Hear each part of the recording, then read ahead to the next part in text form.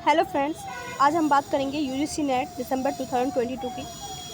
Form आ चुके हैं, link भी एक्टिवेट हो चुका है, आप फॉर्म फिल कर सकते हैं। यूजीसी नेट साल में 2 बार होता है, जून और दिसंबर में। दिसंबर का नेट का फॉर्म आ चुका है, आप भर सकते हैं। हम इस वीडियो में यूजीसी फॉर्म जो नेट है उसका कैसे भरना है, क्या क्या क्राइटेरिया हैं, एलिजिबिलिटी क्या है, एग्ज़ाम पैटर्न क्या होता है, नेगेटिव मार्किंग होती है नहीं होती है, हम सारा डिस्कस करेंगे। साथ में हम ये भी देखेंगे कि जो बच्चे यूजीसी नेट नहीं दे पाते तो इसके अलावा कौन कौन से नेट होते हैं जो बच्चे फिल कर सकते हैं, या फिर आप एक से ज़्यादा नेट क्वालिफाई करना चाह रहे हैं, आप अपना सीवी बढ़ाना चाह रहे हैं, तो ऐसे कौन कौन से एग्ज़ाम्स हैं जो आप दे सकते हैं। साथ में अगर आपको आपने नेट क्वालिफाई कर लिया है, उसमें आपको जेआरएफ नहीं मिला, रिसर्च फेलोशिप नहीं मिली, आप दूसरे से ट्राई करना चाहते हैं, तो ऐसे कौन कौन से नेट एग्ज़ाम होते हैं। साथ में हम देखेंगे कि इसमें जेआरएफ के लिए क्या एलिजिबिलिटी क्राइटेरिया है, एपी असिस्टेंट प्रोफेसर के लिए क्या एलिजिबिलिटी क्राइटेरिया है। विदाउट डिले हम स्टार्ट करते हैं वीडियो को।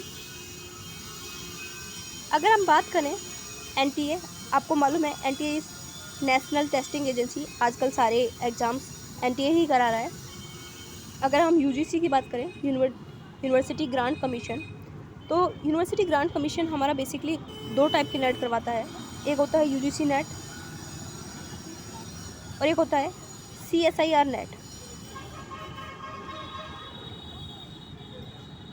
अगर हम बात करें यूजीसी नेट की तो हम इसका डिटेल में देखेंगे। हम देखते हैं सीएसआई नेट को, council of scientific and industrial research net, national eligibility test. ये जो सीएसआर नेट होता है ये बेसिकली जो साइंस स्ट्रीम से रिलेटेड स्टूडेंट्स होते हैं, जैसे life science, mathematics, chemical science या फिजिकल साइंस, जो केमिस्ट्री इन सब के या मैथ से स्टूडेंट होते हैं, वो ये सीएसआईआर नेट फुल करते हैं फॉर्म। इसका जो लेवल होता है वो compare to UGC net tough होता है। सीएसआईआर नेट यूजीसी नेट के कंपेरिजन में टफ़ होता है। और कौन कौन से नेट होते हैं, बेसिकली अगर हम बात करें तो 4 टाइप के नेट होते हैं। एक होता है आईसीएमआर नेट, एक होता है सीएसआईआर नेट, एक होता है यूजीसी नेट, एक होता है आईसीआर टेस्ट, आईसीआर नेट आप कह सकते हैं। ये 4 टाइप के नेट्स हैं। अब हम देखते हैं जो यूजीसी नेट्स होते हैं, इसमें बहुत सारे सब्जेक्ट होते हैं जो इसके लिए अप्लाई कर सकते हैं। सीएसआईआर नेट के लिए भी जो सब्जेक्ट्स हैं मेनली साइंस से रिलेटेड सब्जेक्ट है।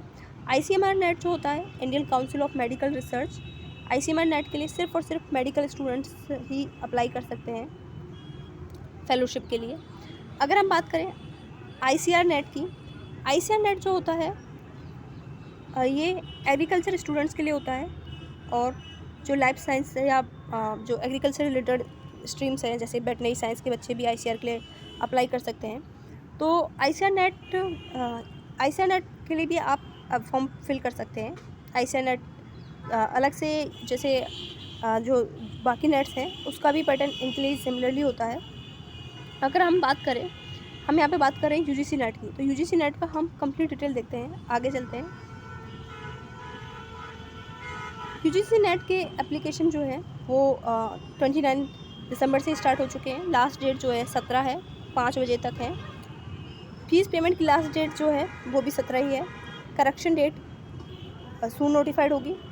जो ऑनलाइन, आपको पता है ऑनलाइन एग्ज़ाम पैटर्न होता है इसका, तो इसका जो एग्ज़ाम है वो मेनली 21 फरवरी से 10 मार्च के बीच में होगा। बहुत सारे सब्जेक्ट होते हैं, अलग अलग डेट को एग्ज़ाम या अलग अलग शिफ्ट में एग्ज़ाम होता है। एडमिट कार्ड भी एग्ज़ाम डेट से पहले अवेलेबल हो जाएंगे, रिज़ल्ट उसके बाद डिक्लेयर हो जाएगा। बाकी हम बात करते हैं कि इसकी एग्ज़ाम की एलिजिबिलिटी क्या है, स्पेशली नेट के लिए और जेआरएफ के लिए।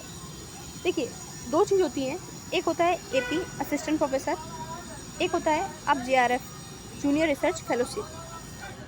आप लेक्चरशिप या एपी बनना चाह रहे हैं तो आपको सिर्फ नेट क्वालिफाई करने की ज़रूरत है। लेकिन आप चाहते हैं कि मेरा जेआरएफ क्वालिफाई हो या मेरा पीएचडी जो है वो फेलोशिप के साथ, मुझे पीएचडी के साथ साथ कुछ पैसे भी मिले, जिससे मेरी जो फीस है या ईजिली फीस हो जाए, या फिर मुझे कुछ फेलोशिप या पैसे मिलते रहें, तो आपको लिए उसके लिए जूनियर रिसर्च फेलोशिप या ये इसके लिए आपको क्वालिफाई करना होता है। ये JRF होता क्या है? बेसिकली जो बच्चे नेट में एक मेरिट लिस्ट लगती है, जिसमें मेरिटियस जो स्टूडेंट्स होते हैं, जो हाईएस्ट नंबर लाते हैं, वो JRF के लिए सेलेक्ट होते हैं। जो JRF क्वालिफाई कर जाते हैं, उनको PhD के साथ कुछ फेलोशिप मिलती है। अगर हम बात करें JRF के लिए जो एक एज लिमिट है, दैट इज़ 31 ईयर। जो लोग 31 से ऊपर होते हैं वो JRF के लिए अप्लाई नहीं कर सकते हैं। लेकिन अगर हम नेट की बात करें, जो नेट होता है ये आप कभी भी दे सकते हैं, इसके लिए कोई एज लिमिट नहीं है। नेट से आप AP बनते हैं, मीन्स आप असिस्टेंट प्रोफेसर बनते हैं। नेट ऐसे बहुत सारी जगह है जहाँ पे आप नेट क्वालिफाइड मांगे जाते हैं, तो अगर आप नेट किसी भी एज के हैं तो आप नेट क्वालिफाई कर सकते हैं। नेट के लिए भी आपको एक कट ऑफ क्लियर करनी पड़ती है। हर एक सब्जेक्ट में डिफरेंट कट ऑफ होती है। UGC नेट में बहुत सारे सब्जेक्ट होते हैं, सोशल मेडिसिन और जितने भी हमारी लैंग्वेजेस होती हैं सारी UGC नेट में आते हैं, वो स्टूडेंट्स अप्लाई कर सकते हैं। साथ में जो बच्चा मास्टर कर रहा है या फिर मास्टर्स के लास्ट सेमेस्टर में है, जो अपीयरिंग है, वो भी अप्लाई कर सकता है।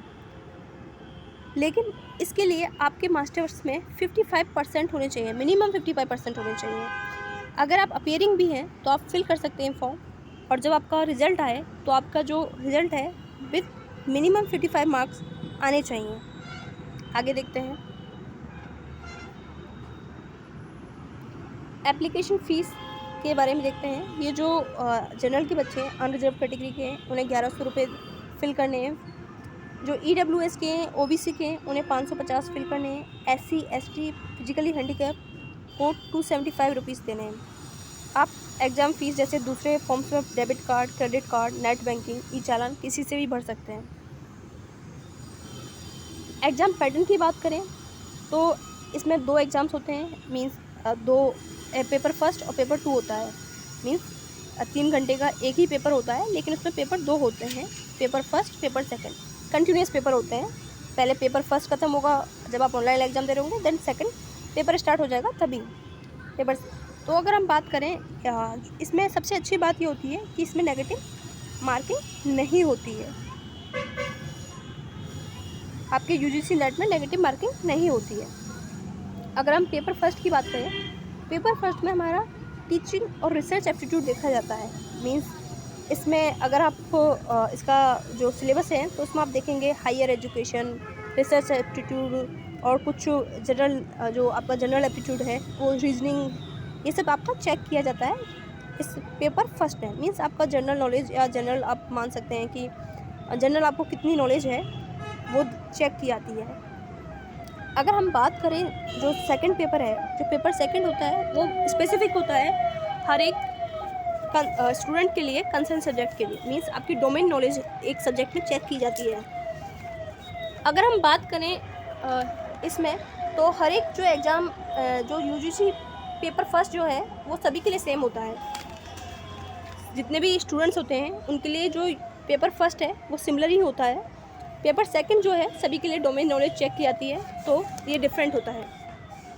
आगे देखते हैं। जो पेपर फर्स्ट है उसमें हमारे 50 क्वेश्चंस आते हैं, 2 मार्क्स का एक क्वेश्चन होता है, 100 मार्क्स का होता है। अगर हम पेपर सेकंड की बात करें तो इसमें हमारे 100 क्वेश्चंस आते हैं, 200 मार्क्स के होते हैं। तो मीन्स टोटल 150 क्वेश्चंस आते हैं, 300 मार्क्स के होते हैं और 3 घंटे का पेपर होता है, 3 आवर का पेपर होता है, एग्ज़ाम होता है। इसमें कोई नेगेटिव मार्किंग नहीं होती, ये सबसे अच्छा है। आगे बात करते हैं। अगर आपको फॉर्म फिल करना है तो उसके 3 स्टेप्स हैं। पहले आपको रजिस्ट्रेशन करना होगा, ऑनलाइन रजिस्ट्रेशन करना होगा। देन रजिस्ट्रेशन के बाद जैसे ही आप वहाँ पर लिंक है, पहले आपको रजिस्ट्रेशन के बाद आपको रजिस्ट्रेशन के बाद आपको एक रजिस्ट्रेशन नंबर मिल जाएगा। उसके बाद लॉगिन करके आपको एप्लीकेशन फॉर्म भरना है। देन एप्लीकेशन फॉर्म मैं आपको बताऊंगी कैसे कैसे भरना है आपको डिटेल में दूसरी वीडियो में। फिर आपको एग्ज़ाम फ़ी पे कर देनी है। मैंने बता दिया किस किस की कितनी फ़ीस है, कौन कौन से कैटेगरी की कितनी फ़ीस है।